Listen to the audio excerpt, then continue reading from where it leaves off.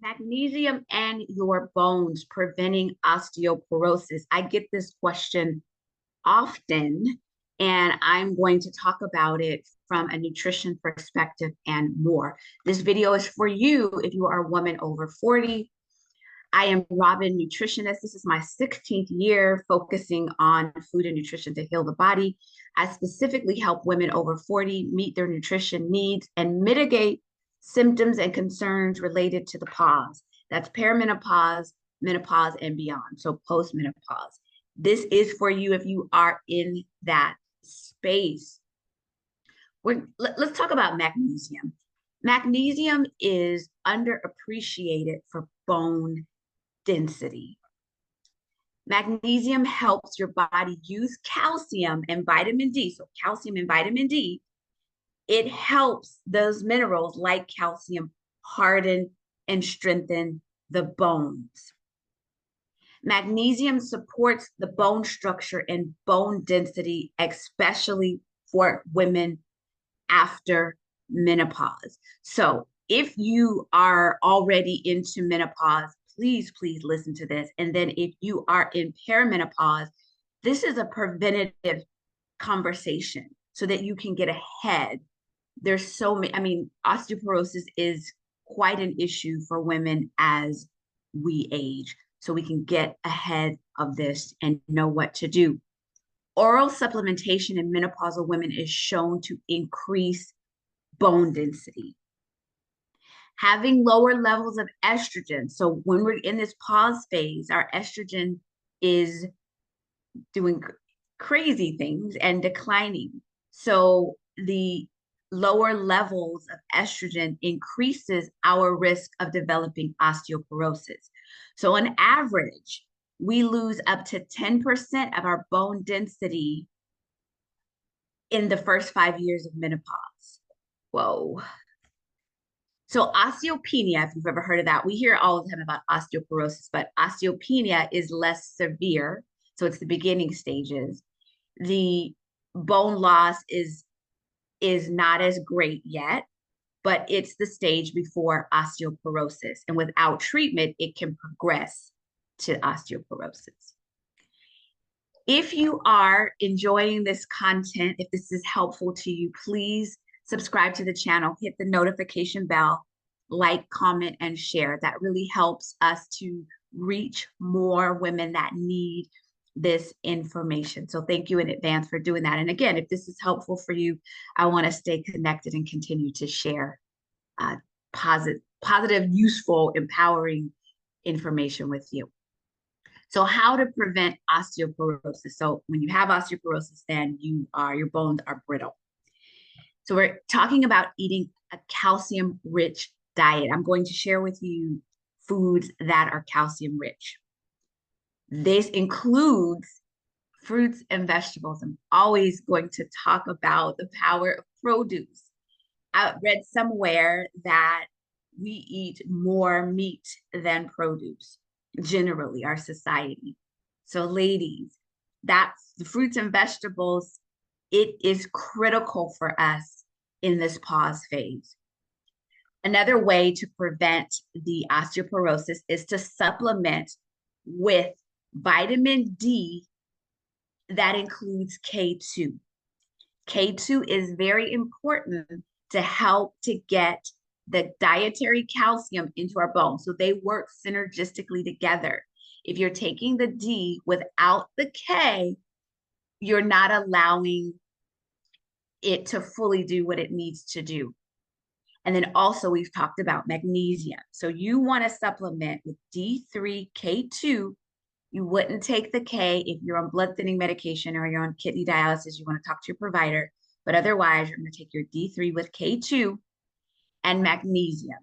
And the magnesium helps to activate the vitamin D. So it all works synergistically. I'm also going to share with you magnesium-rich foods because I want you to eat magnesium and then supplement when applicable.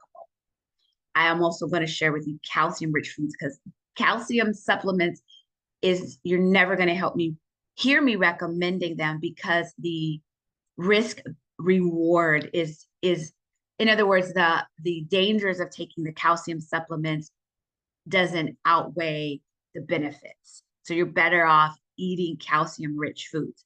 All right. So another part to preventing osteoporosis is to avoid smoking, limit alcohol consumption, weight bearing exercises, lifting weights, doing squats, and even walking. Exercise is not my area of expertise. I'm still working on that myself, but this helps us. And then lastly, but not least, we can't forget this step. So I highlighted it. Hormone management. We have to get our hormones checked and then decide what action that we're going to take based on what we find.